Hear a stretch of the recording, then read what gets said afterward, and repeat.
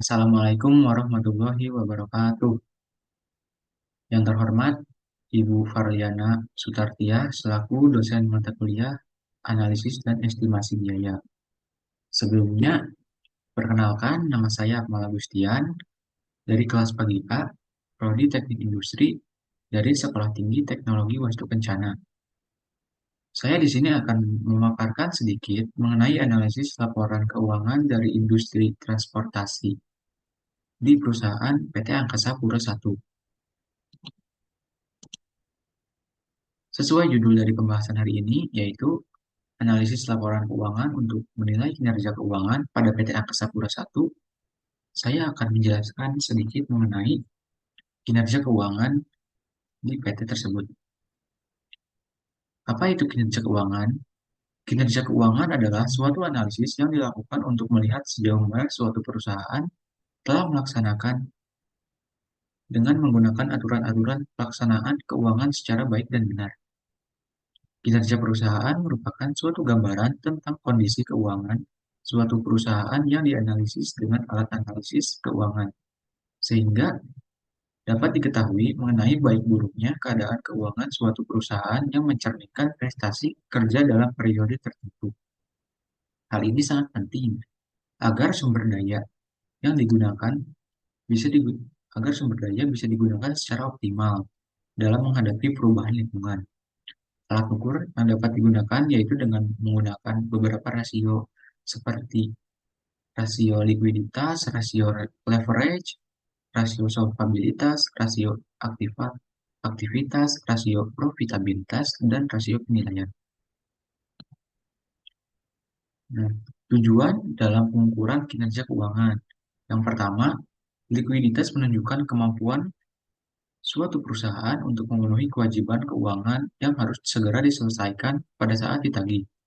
Dengan mengukur likuiditas, perusahaan dapat mengetahui apakah mereka memiliki cukup kas dan aset lancar lainnya untuk memenuhi kewajiban jangka pendek mereka.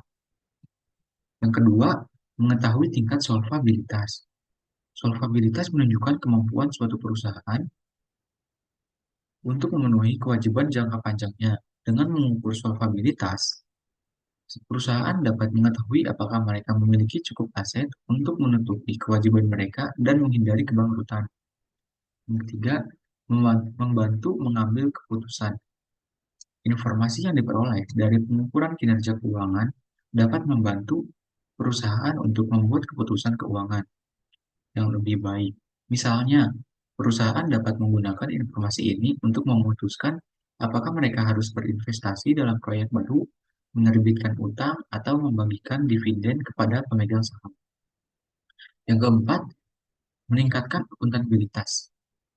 Pengukuran kinerja keuangan dapat membantu meningkatkan akuntabilitas dan transparansi perusahaan dengan mempublikasikan informasi keuangan mereka.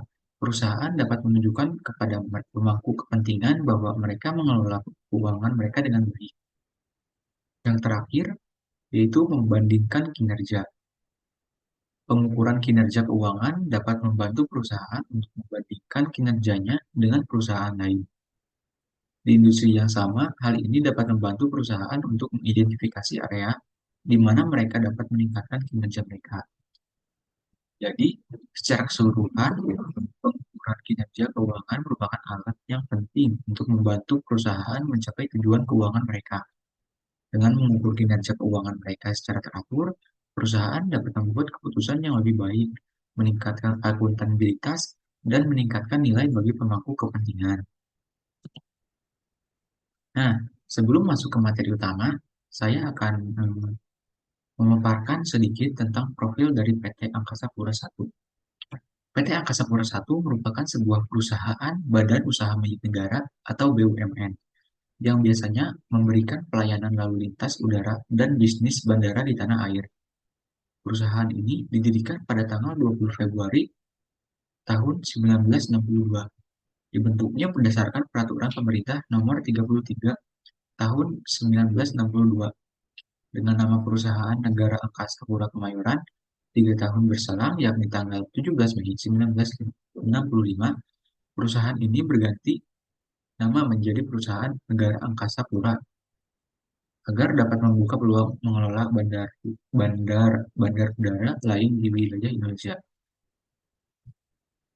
Dalam rangka pembagian wilayah pengelolaan bandar udara, berdasarkan Peraturan Pemerintah Nomor 25 Tahun 1987 tanggal 19 Mei, nama Perusahaan Umum Angkasa Pura diubah menjadi Perusahaan Umum Angkasa Pura I. Angkasa Pura I saat ini memiliki kantor yang bertempat di Kota Baru, Bandar Kemayoran. Nah, dalam analisis laporan, ada beberapa jenis analisis laporan keuangan, yaitu ada analisis horizontal.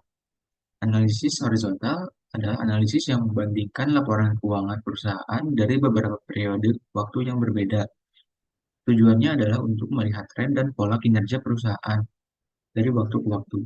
Cara untuk melakukan analisis horizontal adalah dengan menghitung persentase perubahan untuk setiap pos laporan keuangan. Persentase perubahan ini dapat dihitung dengan rumus berikut.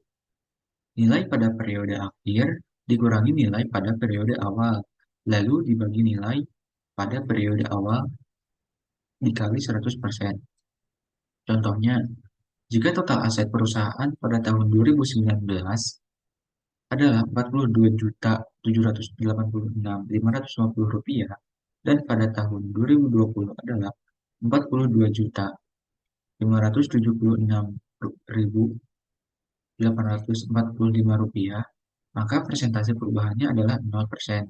Artinya, total aset perusahaan tidak mengalami perubahan dari tahun 2019 ke tahun 2020. Selanjutnya, ada analisis vertikal. Analisis vertikal yaitu analisis yang membandingkan pos-pos dalam laporan keuangan perusahaan pada periode yang sama. Tujuannya adalah untuk melihat proporsi setiap pos terhadap total laporan keuangan. Cara untuk melakukan analisis vertikal adalah dengan menghitung persentase setiap pos terhadap total laporan keuangan. Persentase ini dapat dihitung dengan cara semua aset dibagi dengan total aset, lalu semua liabilitas dibagi dengan total liabilitas. Analisis perbandingan laporan keuangan, jadi perhitungannya seperti semua aset pada tahun 2019 dibagi dengan total aset pada tahun 2019 dan semua liabilitas pada tahun 2019 dibagi dengan total liabilitas pada tahun 2019 dan begitu pun seterusnya. Nah, mengetahui ada beberapa manfaat di antaranya dalam perbandingan laporan keuangan. Yang pertama, mengetahui kinerja dan perkembangan perusahaan. Dengan membandingkan laporan keuangan dari beberapa periode waktu, Anda dapat melihat apakah kinerja perusahaan meningkat, menurun, atau stagnan. Yang kedua, membandingkan perusahaan dengan industrinya. Anda dapat membandingkan kinerja perusahaan Anda dengan perusahaan lain di industri yang sama untuk melihat bagaimana performa perusahaan Anda. Analisis perbandingan laporan keuangan adalah alat yang penting untuk memahami kinerja dan perkembangan perusahaan. Dengan melakukan analisis perbandingan, Anda dapat membuat keputusan yang lebih baik tentang masa depan perusahaan Anda. Selanjutnya, ada analisis tren. Analisis tren disebut juga dengan tendensi posisi, yakni sebuah teknik analisis untuk mengetahui tendensi keadaan keuangan. Analisis ini ditunjukkan untuk mengetahui apakah tendensi keadaan keuangan yang dimiliki perusahaan menunjukkan kenaikan atau penurunan. Beberapa manfaat dari analisis tren. Yang pertama, memahami tren dan pola.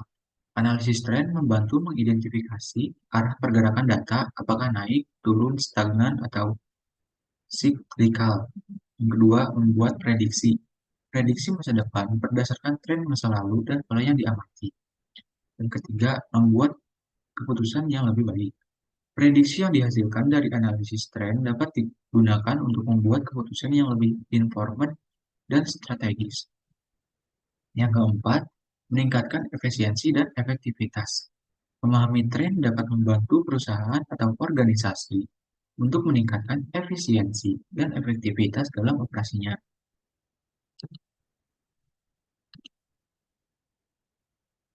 Selanjutnya, ada contoh dari analisis tren. Cara perhitungan eh, analisis tren ini adalah dengan cara tahun pertama, kedua, ketiga, dan keempat. Ini dibagi dengan tahun pertama. Contohnya, total aset pada tahun 2019 dibagi dengan total aset pada tahun 2019. Dan total aset pada tahun 2020 dibagi dengan total aset pada tahun 2019. Dan begitu pun seterusnya. Selanjutnya, ada analisis persentase per komponen. Analisis persentase per komponen, yang juga dikenal dengan analisis common size, adalah teknik analisis laporan keuangan yang mengubah nilai-nilai dalam laporan keuangan menjadi persentase. Teknik ini membantu kita untuk memahami proporsi setiap komponen dalam laporan keuangan terhadap totalnya, sehingga memberikan gambaran yang lebih jelas tentang kesehatan keuangan perusahaan dan efektivitas penggunaan sumber daya. Beberapa manfaat dari analisis persentase per komponen di antaranya memudahkan perbandingan, meningkatkan kinerja perusahaan dari waktu ke waktu atau dengan perusahaan lain menjadi lebih mudah karena semua komponen disajikan dalam persentase. Lalu mengidentifikasi tren. Tren dan pola dalam kinerja keuangan perusahaan dapat diidentifikasi dengan lebih mudah dengan melihat perubahan persentase antar periode. Selanjutnya, membuat keputusan. Informasi yang diperoleh dari analisis persentase per komponen dapat digunakan untuk membuat keputusan keuangan yang lebih tepat dan strategis. Yang terakhir, memahami struktur keuangan. Persentase memberikan gambaran yang jelas tentang struktur modal perusahaan seperti proporsi ekuitas dan hutang. Nah, contoh dari analisis persentase per komponen. Cara menghitungnya adalah dengan cara tahun kedua dan ketiga dibagi tahun pertama, lalu dikalikan dengan 100%. Contohnya, jika total aset lancar pada tahun 2020 adalah 3.883.55 rupiah dan tahun 2021 adalah 3.290.393 rupiah, maka total aset tahun 2020 dan tahun 2021 dibagi dengan total aset tahun 2019, lalu dikalikan dengan 100%. Lalu didapatlah pada tahun 2020 sebesar 47% dan pada tahun 2021 didapatkan sebesar 40%. Untuk mencari tahu persentase naik turunnya, yaitu dengan mengurangi tahun ketiga dengan tahun kedua, yaitu dengan mengurangi total aset lancar pada tahun 2021 dengan total aset lancar pada tahun 2020. Jadi 40% dikurangi 47%, yaitu didapatkanlah persentase naik turunnya sebesar minus 7%. Dan begitu pun yang lainnya. Lalu ada rasio likuiditas. Rasio likuiditas merupakan suatu pengukuran terhadap kemampuan aset perusahaan untuk membiayai kewajiban atau utang jangka panjang atau utang jangka pendeknya. Nah, contoh dari analisis rasio likuiditas. Cara mencarinya adalah dengan membagi total hutang lancar dengan total aset lancar. Jadi, total hutang lancar pada tahun 2019 dibagi dengan total total aset lancar pada tahun 2019 dan didapatkanlah 0,75 kali. Nah, current rasio pada PT Angkasa periode tahun 2019 sampai tahun 2023 cenderung mengalami penurunan pada 2 tahun terakhir. Current rasio tertinggi PT Angkasa terjadi pada tahun 2021, yaitu sebesar 1,30 kali. Current rasio pada tahun 2021 disebabkan turunnya nilai dari hutang lancar, yaitu hutang lancar lain-lain, tanggal dari pihak ketiga, hutang pajak, dan liabilitas yang jatuh tempo dalam 1 tahun. Selanjutnya ada rasio solvabilitas. Rasio solvabilitas merupakan suatu rasio yang berfungsi menilai kemampuan perusahaan dalam melunasi semua kewajibannya, baik dalam jangka pendek maupun jangka panjang dengan jaminan aktiva atau kekayaan yang dimiliki perusahaan sehingga perusahaan tersebut dilikuidasi atau ditutup. Contohnya, contoh dari analisis rasio solvabilitas. Rasio solvabilitas menggunakan pendekatan debt to asset ratio. Debt to asset ratio pada PT Angkasa Pura I periode 2019 sampai 2023 cenderung tidak mengalami perubahan pada 3 tahun terakhir.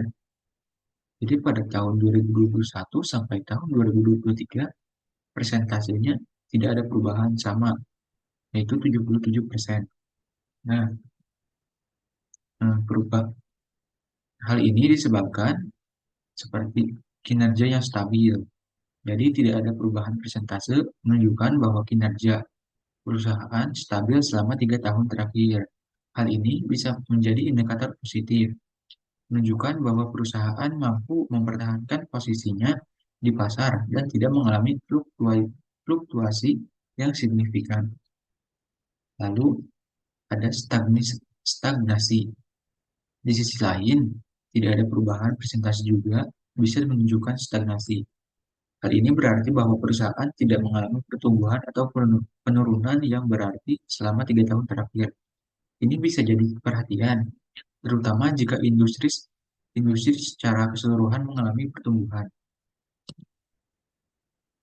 Lalu selanjutnya ada rasio profitabilitas. Rasio profitabilitas adalah metrik keuangan yang digunakan untuk menilai kemampuan perusahaan menghasilkan laba dari operasinya. Rasio ini dihitung menggunakan data dari laporan laba rugi dan laporan keuangan pada PT Angkasa Pura I.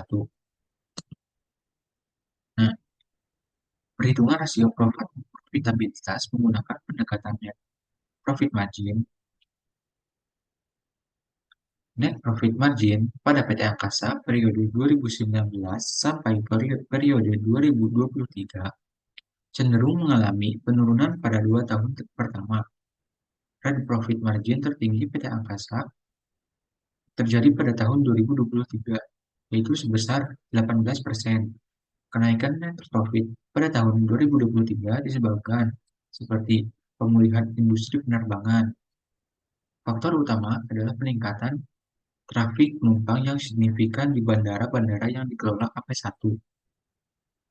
Hal ini didorong oleh pemulihan industri penerbangan pasca pandemi COVID-19, lalu pelonggaran pembatasan perjalanan, dan peningkatan daya beli masyarakat.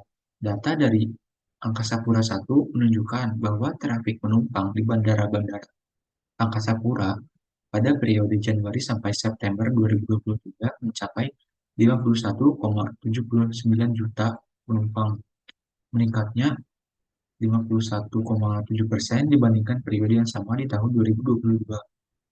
Selain itu, Angkasa Pura juga mengalami peningkatan pendapat non-kebandaraan seperti pendapatan dari sewa lahan, perkantoran, dan retail. Hal ini menunjukkan keberhasilan Angkasa Pura dalam diversifikasi sumber pendapatannya.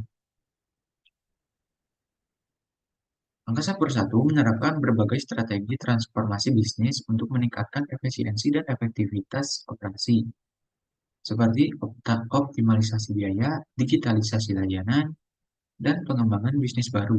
Salah satu contohnya adalah optimalisasi penggunaan aset bandara seperti pengembangan kawasan komersial dan kerjasama dengan mitra usaha. Eh, untuk kesimpulan dari pemaparan materi yang barusan,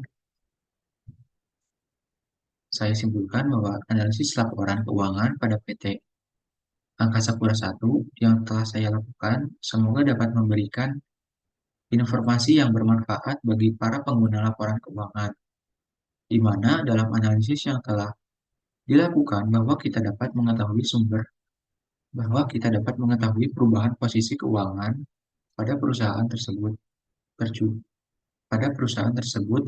tertuju pada perusahaan PT Angkasa Pura I itu sendiri. Untuk itu, saya Akmal Agustian mencukupkan sekian untuk pemaparan materi saya. Kurang lebihnya mohon maaf jika ada yang belum sesuai, mohon koreksinya. Wabillahi taufiq wal hidayah. Wassalamualaikum warahmatullahi wabarakatuh.